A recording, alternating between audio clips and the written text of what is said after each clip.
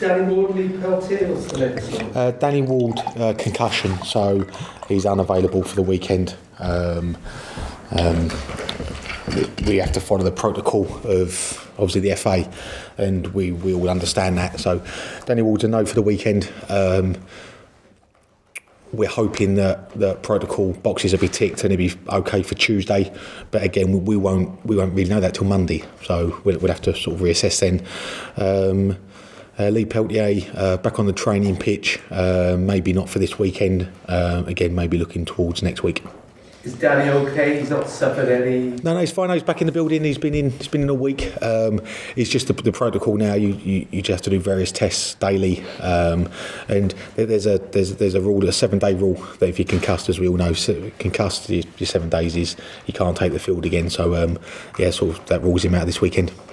Any other worries you've got? No, we're okay. Obviously, just a big week in front of us. 3 important games in 6 days. Again, just the way the fixtures fall. Obviously, with the Friday night game. Obviously, the rearranged West Brom game being put in the middle.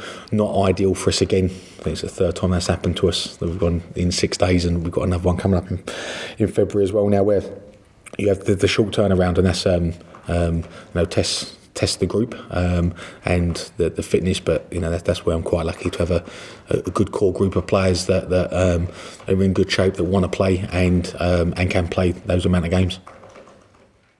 I suppose there wasn't much you could do about the Friday night thing again. I mean, Sky went on a Friday night. Sky get it, they pay the money, don't they? Yes, yeah, you've summed it up well there. No, we understand that, and Friday night games aren't a problem. I like. I like the Friday night games under the lights. I think the players prefer the evening games. You get a bit of zip on the pitch, and sometimes, especially Friday night, you can get a good atmosphere. People have been social before the game and then afterwards, and it's good atmosphere. It's the West Brom game in between being put in last minute because of the cup.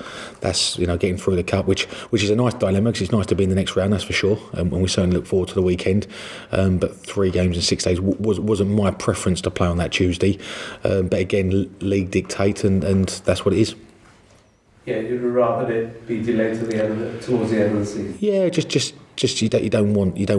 I wouldn't say to wait to the end of the season. There was other opportunities at the end of February and start of March, but was advised not to wait that long. So a lot of teams in a similar position. So no complaints there. But you ideally want that rest and recuperation period to be at your best and be at full tilt. But that's where squad management becomes key this week, with the 3 games in the short space of time, trying to get the best out of everybody. And what the Cup has done, the 2 Carlisle games, is give everybody minutes. People that need game time have had them, i.e. people like Sol and Rousey, have had the opportunity to play, and it's been fantastic for everybody. And there's been some really, really strong performances in there, and it's given everybody an opportunity, a platform, to contest starting positions, and it'll be the same this weekend. This weekend and the 6 days from Saturday to Friday will enable everybody to play and to stake a claim to be a regular starter. So, how much of Saturday's team selection will be influenced by West Brom on Tuesday? I think combinations is key. Some players can play 3 times in 6 days. Some can't, and it's not always just an age thing. It's just about physically injuries, past injuries, current injuries, the way the players play. Sprinters struggle, fellas that aren't necessarily sprinters, but are quite consistent in what they do during the game. Trying to put that nicely to say the non-sprinters, the lads maybe not as quick as others, it's slightly different. They're not at high risk of injury. You have to worry about the soft tissue injuries, so the muscular injuries are the main concerns. And we look at Mendy at Sheffield Wednesday, obviously, as a prime example. So we have to consult sports science and medical departments on that, but also trying to pick strong sides to win games. And we certainly look at the 3-game week. I don't get too far in advance to start thinking about Reading in the league and West Brom. Pick a team to want to get through in the cup game, but also half an eye on 2 obviously really important league games for us at home afterwards. you worked hard to get to this. You had to get to this round. How much of a desire is there? We've said it before. This club has not really had a great cup run in the last few years. No, huge desire to want to do it. People want to win games. I want to win games of football. It's a wonderful competition when you get to the later stages. A wonderful competition for us older folk that have the huge memories of past days in the FA Cup where you're used to giant killings and this being one of the main competitions in world football, and it's still a wonderful competition. And I think Carlisle away on the Tuesday night for the 350, 360 fans that travelled up there. Now this is an important game for them, and the players that played that night, we saw a really strong performance and in a real cup tie atmosphere. And that showed to me what it means to people still, this competition. And I'll pick a team accordingly to honour the competition. And, we want to get one over on a team that's a fairly local rival to us. And we want to get through to the next round. Ultimately, we want to be in the next round of the Cup. What about the job Mark Bowen has done since he basically appointed himself? He's done ever so well. I think we've got to be honest, Reading, got a good group of players, have done for a few years now. Just missed out on a penalty kick, I think, to get to the Premier League a couple of years ago. And probably their team's strengthened since then. So they should be a team that should be fighting for the top six. And it just hasn't happened for a couple of seasons for them. Mark's gone in and got a reaction from taking over as manager, and he'll want time to build his thought process. But obviously Mark was at the club and part of the decision making on signing a lot of the players, so he'll know the players as well as any manager that's been in there, and know what their strengths are from day one he took over. And no doubt for you want to. It seems to be a problem with Cardiff, the start. You're great at coming back into games, but you need to start well, don't you? Yeah, that's something that's blatantly obvious to us, that we've been behind in too many games. I think two defeats in 13 or 14 a year. QPR, yes, was a disaster, as we know. But other than that, every game's been competitive. One defeat apart from the QPR one, but we've not won enough games. That's the simple fact of it. We've not won enough games in the league, and that's something we've got to focus on when we get back to league action Tuesday. In the cup, completely one-off games, but what doesn't change is the mentality when it goes into games. Faster starts, more solid at start of games is something we have to make sure that we do. And you can discuss it, you can talk about it and remind people we're doing it, but it's a mentality thing as well. And we've had a slow starting mentality, but we've been fantastic at coming back in games, and you can praise the players as much as we want, and I can't praise them highly enough for the character to come back in games, but we have to get that first goal mentality and the clean sheet mentality a lot stronger within our club. Right, transfer window. Yep. Inevitably. Joe Day, is he going to Bristol Rovers? No, I think they just signed Jamal Blackman from Chelsea. So Joe's not going to Bristol Rovers, I think, to answer the question. What I will say on record is, I think what I stated before, is we've got 3 senior goalkeepers that I think are very, very good. And I like all 3 of them. There's been a lot of talk around Neil Etheridge leaving, and he hasn't gone anywhere. There's now a lot of talk around Joe Day going, and he's still with us. And Alex Smithers is in the team at the moment and doing very, very well for me. We have 3. I would be open to one of them leaving if the right offer came along for the player to go. And that's a balancing act to which one goes and what to stay. And there's a lot has to be taken into consideration. Obviously, 2 weeks ago we was talking about Neil Etheridge leaving, now we're talking about Joe Day leaving. So there might be a late decision in the window. But no, Joe's certainly not going to Bristol Rovers at the moment. Okay. Will Vauxhall as well has been the subject of speculation? Yeah, I saw that. Yeah, no, nothing with Will. Will, I extremely like working with him. He's got a wonderful character, wonderful temperament to training. Folks he wants to play, course he does. Wants to be in the team every week. He's been in and out under me, and I just didn't get a lot of football before I came. So I think there's some frustration in Will to want to play, and I want to keep working with him to improve him all the time. And no, folks, he's not a player that we're looking to let out in this window. Because with him, it's not your concern, but I'm sure the back of his mind is there's a big event coming up in the summer. He's part of Ryan Giggs' squad, and he may not be if he doesn't play.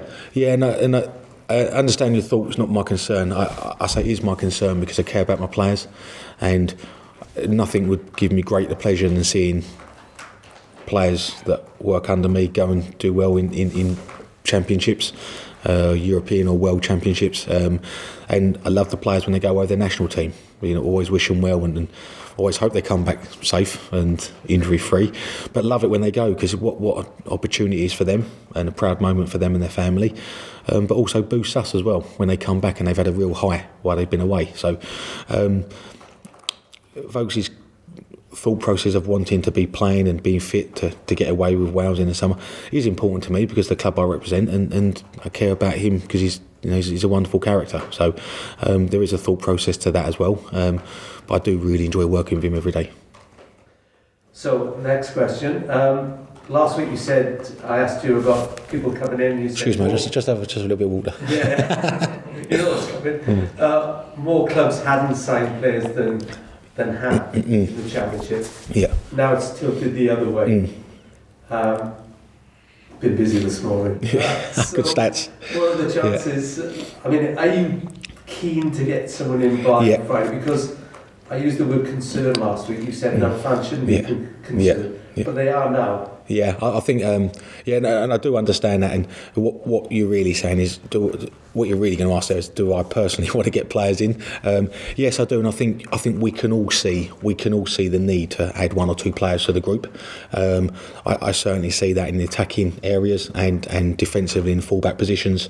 We certainly need to add to the group. I'm really pleased with the group of players I got. Really pleased. Sometimes you just need to add certain elements to the team to push people, to add quality. We talk about three games in 6 days. So for me personally, yes, would love to add to the group. Would love to add a couple of really good characters to come in and work with the group we've got, just to boost everybody. I've got a concern that we play a lot of games at certain spells. This week coming up, I know it's before the deadline. In February we've got another couple of times where we play 3 times in 6 or 7 days. Easter again. So yes, as the manager, I would love to see us boost the group with 1 or 2. I know there's a lot of work behind the scenes going on, and again, I think very close to 1 possibly coming in, but that was this morning. But also know it's a player that's sought after from a lot of other clubs as well. So we've been close to players that I thought we was going to get, and they haven't, because they've gone into their teams, or because and what's happened as well is some players that we might like, that I might have spoke to friends of mine in the game, other clubs, managers, that I thought we might be able to get, or we hoped we'd get, but there's not a lot of clubs with money at the moment. Not a lot of clubs with money, so swapping players is becoming quite paramount in this market. That obviously has its own complications. I'm not saying we're necessarily involved in that, we're not, but other teams are. And if you've got a swappable asset, they're not necessarily somebody they're going to let go to Cardiff City if we're not swapping somebody. So there's just a little bit of an insight for you that how a lot of deals are being spoke about at the moment. So we are being patient, and I have to remind myself all the time to be patient, because I understand that I'm new to the club and I want to add a mark to the group, to add quality to the group that I see might be important, and also understand that fans might be looking and saying, well, does Neil want to bring anybody in? Yes, I do. But I can only make my recommendations, and then we have to move forward as a group, as a club, to try and get those players in. So the blockage is not at board level. You're not being denied players because there's no money or whatever. It's more the process. No, I think what I will say is the club has spent a lot of money over recent years to bring players in. So money has been spent. I I think the club are now looking at and saying, well, if we can find the right player at the right value, then it's obviously something to consider. I've already spoken about, are we in the best position to be able to do that if we don't know the players because we've got a new recruitment department? Well, that's different. But the blockage at the moment is, it's not for a lack of will to want to sign players, certainly from me and my staff. It's more, are the players there? Are the players that we've got close to and the deals are falling through? Why is that? Well, again, I've already said that we'll only sign players at the value that suits Cardiff City.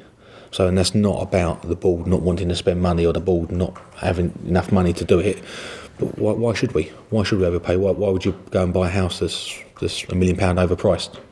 You just wouldn't do it. So I'm now saying that's how we work at this club. We don't overpay for players anymore. It has to change. So we're trying to do that, but it makes it more difficult to get the players in January because January is a high premium market to sign players. Contradict myself now. I want to sign players. I want to get players in. So it makes it doubly tough. And the players that one in particular we got close to found himself in a Premier League team and played the last 3 fixtures. So that's gone out the window, obviously. Yeah. So I know I'm talking in riddles a little bit, but I'm just being as honest as I can in this moment to try and give you an insight to the problems that everybody faces, but us in particular as a club at the moment. Yeah, so are you confident you'll get somebody in by a week tomorrow? I'll be majorly disappointed if I don't add to my group in that period. I would like to have done it on the 1st of January, and I'd like to do it on the 28th of January and not at 5:30 before we play Reading next Friday evening. I've got to be honest, but what it will be. And when I said about there's not been many deals done in the Championship, I'll stand by that statement. There's not been many deals done. Yes, clubs have signed individual players, and Swans have signed a couple, for example, but there's not been a lot of movement in general, and that's what I was alluding to. And I think that's a sign of the market times at the moment, with people not having money to spend, and also there will be a merry-go-round of players, and I mean that in the most professional manner I can, that a player will leave a club. For example, a striker will leave one club, go somewhere else, somebody will leave that club to go somewhere else, and so on, and that will knock on effect a lot of players moving. And if that takes the last 72 hours of the window, then so be it. So you're expecting a manic week next week? I think next week will be busy. I think the first few days after Christmas, working days, is manic, with agents waking up and wanting to do business, and then it goes very, very quiet, a lot of jostling for 3 weeks, and then the last 72 hours becomes madness. And that's my take of January, and I think 99% of managers will be exactly the same. And it's not ideal.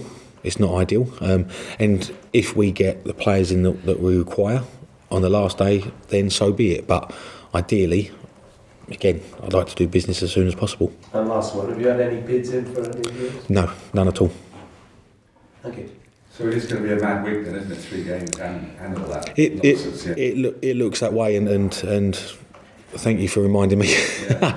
It was obviously a reason why I didn't want West Brom on Tuesday night before when we play Saturday at Reading, and then Reading again, in a big game, to play West Brom again during transfer week is not ideal.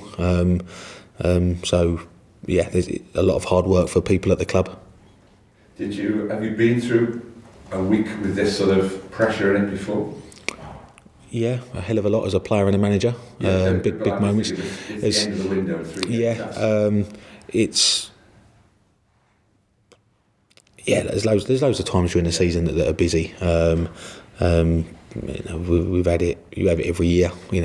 Various years you set and you don't want to do business, and something just occurs right at the end that puts a stumbling block in the way. Injury, illness, a player demanding to leave. That's football. That happens. You have to be prepared for all of that. I think I've identified where in my opinion, we need to strengthen. So I'm clear on that, and identified players that I would like to bring in to work with. So I'm clear on that as well.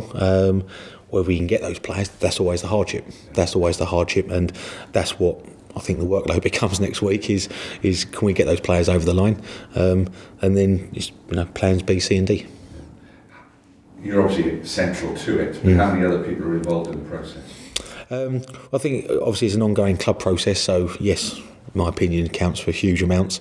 Identifying areas we need to strengthen, which I think, a lot of fans would sit in here and agree, and we could all talk about where we need to strengthen. Everyone have an opinion, but ultimately we need to improve certain areas. We're a little bit short in the side, and I'll be honest, full-back areas and creativity, up front, and whether that's creativity or ways of scoring goals, we have to do that. So they're the two areas really we need to look at, and we are looking at. But then it becomes recruitment, a newly formed recruitment department that's working overtime to try and identify players and find out information about players, and then obviously it becomes the board, to try and make the transfers happen. And I know, Vincent, supported the club hugely over the years and continues to do so.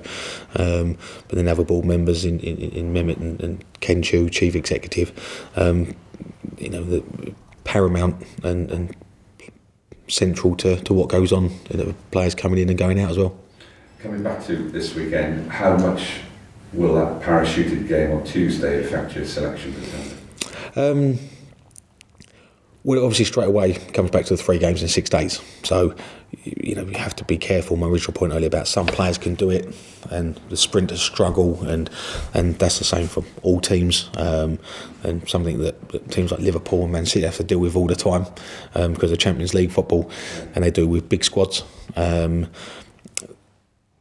Yes, Saturday will have a bearing team selection wise on the 2 league games to follow, but also opportunity to rotate the squad.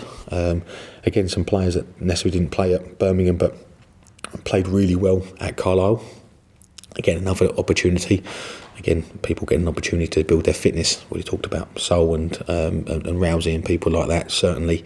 But also you want some continuity as well. And what I do want to do, and be clear again, I want to win the game.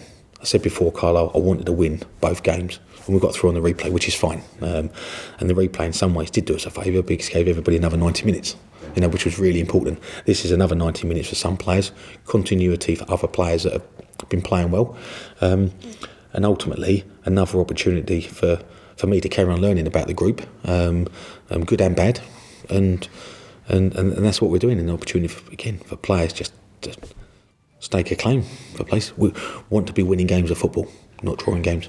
Have you watched the horror show of the last trip to Reading?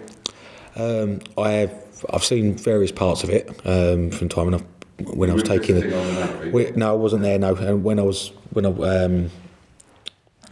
taking the job, it was a first half that I watched, because you want to see the players at their best, and you want to see the players, where maybe they don't play at their best, and I think anybody looking to look at us now will look at QPR as one, and then look at different elements of games to see other moments where we've been very, very good. So, what was your professional analysis?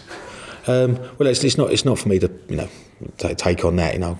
Got enough to think about at the moment, worrying about like managing transfer windows, to look back on the past. It's just something I'd done at the time. I take no notice of that now. It's got no bearing on what we do on Saturday whatsoever. This is a completely different team. Mark's in charge now. I'm in charge here now. So completely different setup, both camps, and it's a one-off cup game. So it's got no bearing on the league whatsoever. Neil, you're obviously at the church service on Tuesday. Yes. Emiliano and Sal and David Davidson. I just wondered what you thought of it as an occasion. Really. Obviously, extremely sad. Sad for the group, for you guys as well. Sad for all the staff and the players. Opportunity for us to remember that a young man and a pilot lost, a father and husband. They lost their lives, and what they left behind, their families. That's what ultimately what it means, and it gives you reflection time to realise how lucky we are as a group.